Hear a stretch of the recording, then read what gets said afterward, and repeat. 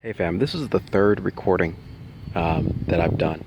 Unfortunately, something's going on where they're interfering um, with something that's going on. I'm not really sure.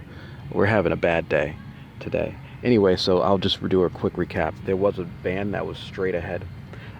He left now, a service van, but it had an electronic signal that was being shot at me. It recently left and the signal's gone. And so this video is basically about the Djinn and some of the things that they do. I came down here and was having a nap or having lunch, and I had two people follow me from wherever I came from all the way down and loitered about so that I'm at a new location, by the way, just chilling out.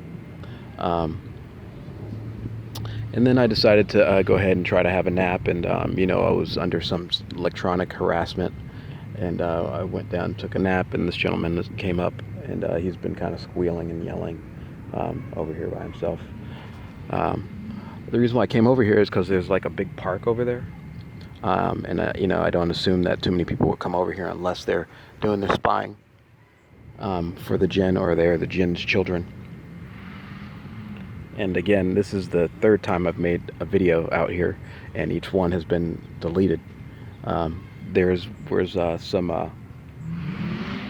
an helicopter that came out and circled around here 3 or 4 times, just to report my location, report where I'm at. There's going to be, I'm sure, some people coming through.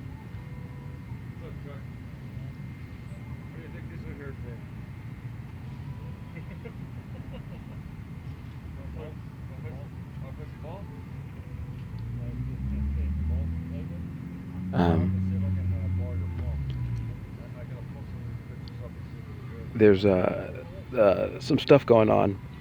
One of the things that I find interesting about the Djinn and their children is that they're pretty much everywhere. And I mentioned this in a previous video, but it got deleted, obviously. They're everywhere. I've had conversations with people who say, no, they can't, the surveillance state, they only have so much money and blah, blah, blah, blah, blah. The reality is that the Djinn are children.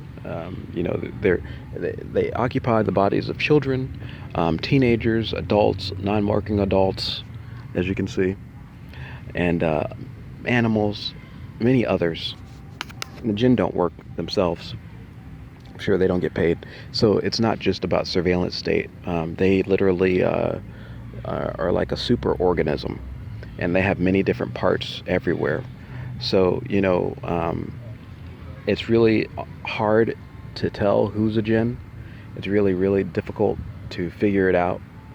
But I know that one of the things that they do is that they'll come and steal your energy, steal some of your bodies that that you meditate with. Like, as you can tell right now, they've done something to me.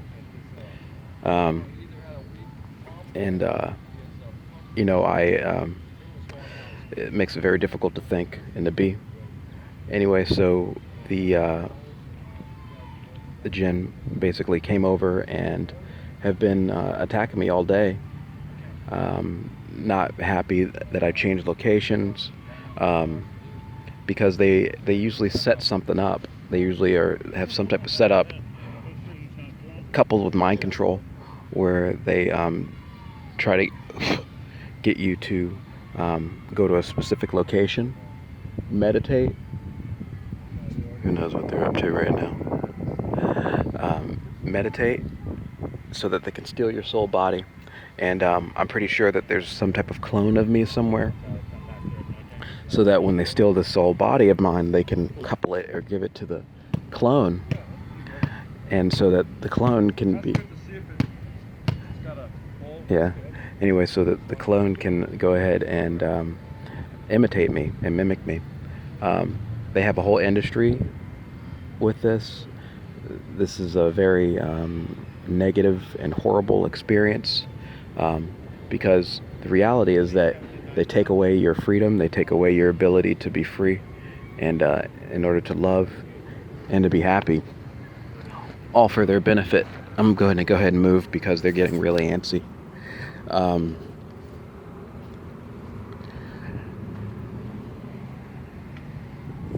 you know, I think it's like if all of us who had the power, who were being targeted individuals, were able just to record what they do and just, you know, come together and be strong, it'd be great.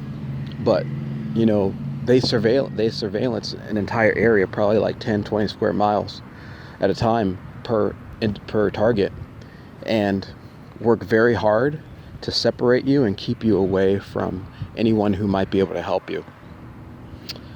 Like I said, it's literally, and you know, they can't just off you right away. They can't do it.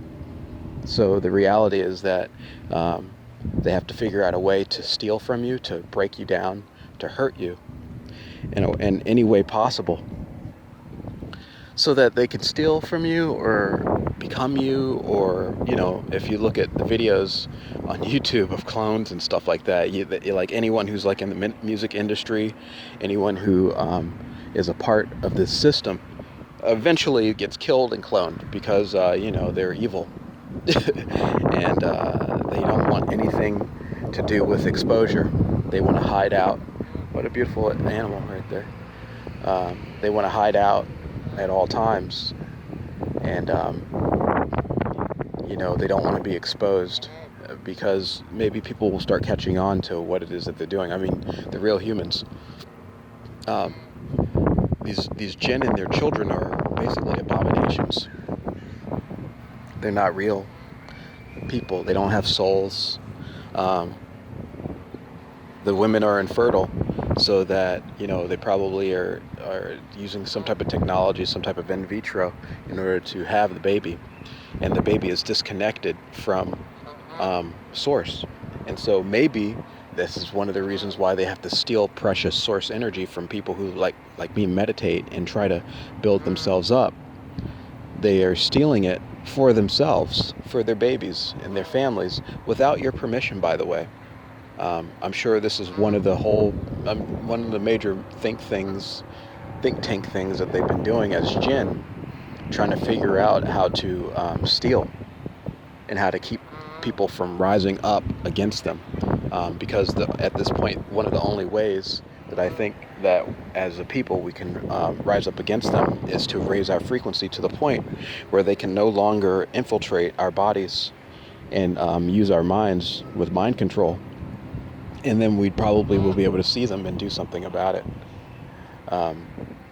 Unfortunately, they're working 24/7 very hard to hurt you. And one of the things that I find very frustrating is that they speak to you through mind control, through electronics, and if they don't like what you have to say, they will try to shut you up.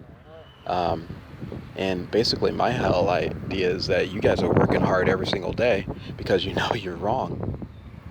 You know you've done something very wrong, and you've turned your face away from the greatest one, from life itself. And now, as the poop is hitting the fan, you're trying to scramble and figure out ways to keep people down. And it's not us that's fighting you. It's you that's fighting yourself and fighting us. And we're just trying to live every single day and have a happy time and enjoy our lives. But it's you. You're your own worst enemy. And they don't want to hear stuff like that. They don't want, because they've got all these abominations running around. They got all these children who think they're gods. You know, they've managed to get their children to believe that they're special and better than everyone else, and have created a separation. And my whole idea is that it's just empathy and love. If you don't have empathy and love for all things that are alive, then, you know, that is life itself, then what the hell are you doing here? You know? If you don't have respect for life, then where do you plan on going? You gonna go around different places and dominate everybody? Tell them how special you are, how much better you are and everything? Okay? No one cares. People just want to live their lives and want to experience things in different ways and learn their lessons. And for me, it's a daily struggle because everywhere I go, I'm usually followed. And one of the things, the reason why it's a little frustrating is because they have so many agents out there, negative entity agents, and I'm sure they can pop in and out of bodies, and use the bodies as portals. That when they show up, they're real good at play acting. Like, what's your problem? You gotta. I mean, like that. I mean, this is the whole issue that I think blacks have with like cops and how they protect themselves. Like, at 1 minute they're psychotic and sadistic and beating the hell out of you, and then the next minute they're your best friend, and they're gentle and kind and picking puppies out of the gutters.